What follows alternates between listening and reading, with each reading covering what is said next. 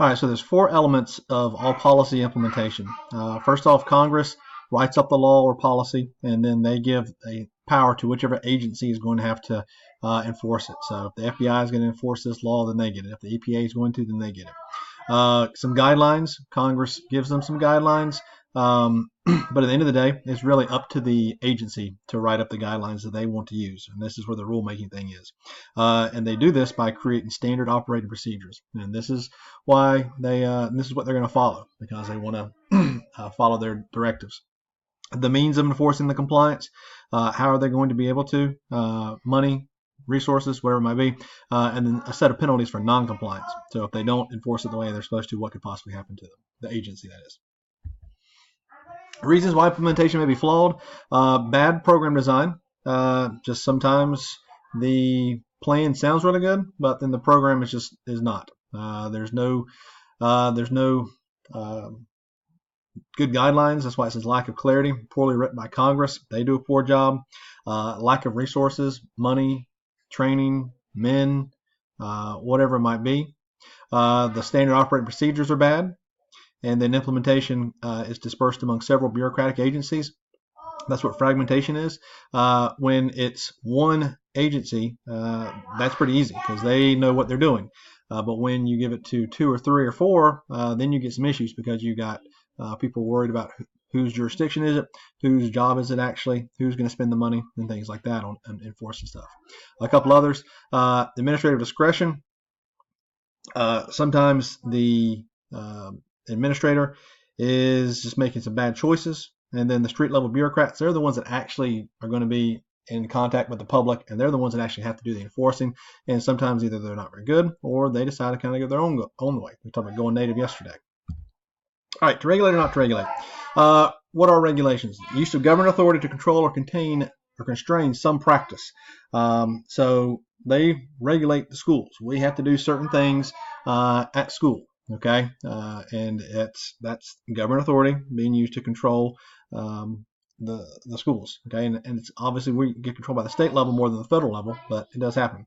How does it happen? SOP, standard operating procedures, developed that industries have to follow. So think the SEC and the stock market. Sorry if you hear my kids screaming in the background. I apologize. They're often made in consultation with industry or people who are being regulated. So there's lobbyists. There's other people who either are former members of the industry.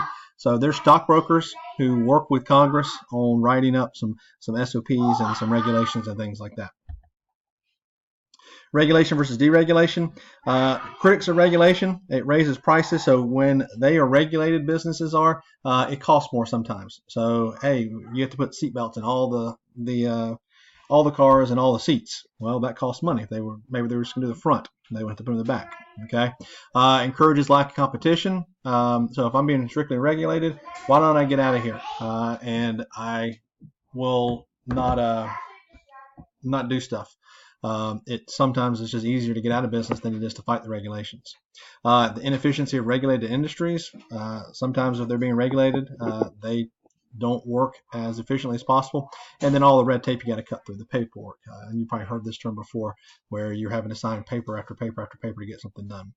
Critics of deregulation, environmental damage. So if they're being deregulated, sometimes businesses and industries will not be as conscientious about where they're dumping their waste. Expensive bailouts in the financial industry. Go back to the 80s with the savings and loans crisis, where there was millions and billions of dollars spent to bail them out because the savings and loans people had never done credit cards before. Well, now they can, and they made some really bad loans and some bad credit card loans and things like that, and then they had to get bailed out. And then the safety of consumers is threatened. Well, if they're being deregulated, maybe they're not doing the safest stuff for us. Trend today: Republicans see bureaucratic agencies as too big. Okay, and that's what they're usually going to run on. Listen, as we move forward in the election cycle, you'll hear maybe Trump talking about the government's too big. Okay, and that's just a trend they do. Democrats don't necessarily run on increasing the size of the government, but a lot of their programs do tend to do that.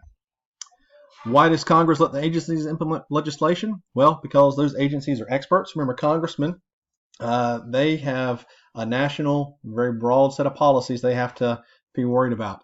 The agencies, they just have that one thing they're supposed to be worried about. It's time consuming. There's no way Congress could go and watch over every single piece of legislation they passed. Congress can't be blamed for bad policy. So, hey, it's not us. We wrote it, but hey, it's the bureaucratic agency that did that. The IRS is the one messing up your taxes. The EPA is the one messing up the environment, not us in Congress. We're doing what we're supposed to or can do. The agencies are more efficient. That goes to that time thing. And then less partisanship in agencies are supposed to be. Remember the Hatch Act? There's supposed to be less bias and things like that. And we're supposed to get the job done versus Republicans versus Democrats. All right, last bit here, control the bureaucracy. How does the president control the bureaucracy? Well, he gets to appoint and remove agency heads, okay? And this isn't the street level bureaucrats. This is all the people who are in charge. The president does get to appoint a lot of those. He can issue executive orders. If he really wants to get around something or doesn't like the way an agency is operating, he has the power to issue executive orders that can rewrite legislation for the most part or tell an agency what to do. He can reorganize the bureaucracy if he wanted to, make changes, he can get rid of things if Congress approves. Okay, he controls the agency's budget to an extent. He can make all kinds of recommendations, but remember, and why we're at where we're at is because Congress has to approve the budgets. He can ignore legislative initiatives originating within the bureaucracy. So these bureaucratic agencies, they push for legislation. We'll see in just a minute. The Iron Triangles, they work closely with some of the interest groups out there, and they tell the president, hey, this is what we need to get done to get stuff, do our job. And he can ignore that if he wants to, and then adjust policies that would alter the bureaucracy's activities. So he can make changes that he has created. Congress, they have oversight. This is something we'll get into in great detail in the next chapter. But there's the committees that these congressmen serve on. They watch over certain industries, and if an agency is not doing what they're supposed to, they can be called in and investigated, and people can lose their jobs and things like that. They can pass laws that would change the agency's activities. They can abolish existing programs. Congress has the power to, we don't like you, we're going to get rid of you. More powerfully, they can also get rid of money. If they want to keep you, but they don't like you, let's lower your budget. They can influence presidential appointments. So the president picks someone, the Senate refuses to approve them. So they get to pick, to an extent, they have some power and some say-so in that. And then congressional review. They can review and overrule regulations issued by a government agency. So if Congress passes the law, if they're not doing what they're supposed to, Congress can look them over and then make changes as they need to. All right, last thing is the Iron Triangle. This is what we're going to work on in class on Wednesday during the day. Iron Triangle is just a relationship between the bureaucratic agency, so whatever agency you want to talk about, the EPA, interest group, WWE, and then the congressional committee that is in charge of the legislation that's going to affect the environment. There's an environmental committee, I'm sure. Okay, so that's what they are, and they have a relationship where the interest groups, okay, are going to donate money to people, congressmen on the congressional committee, and then they expect the committees to pass legislation, to make changes to legislation. Well, maybe not to do these things, but they expect a certain amount of loyalty kind of when they are donating large sums of money to these congressmen, okay?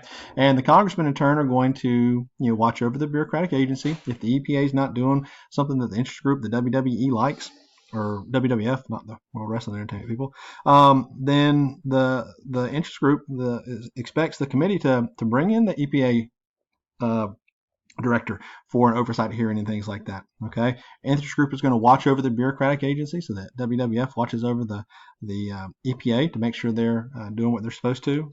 There's some give and take there. So it's just this intertwined relationship that these three groups have. And like I said, we're going to talk more about it tomorrow in class and research these things. Okay, a little bit. It's going to be a short little assignment, so it's not going to be much, I promise you. Issue networks, it's an iron triangle, but it includes the media, activists, aides, all those people that you can see there. Okay. All right. So I'll see you in class tomorrow.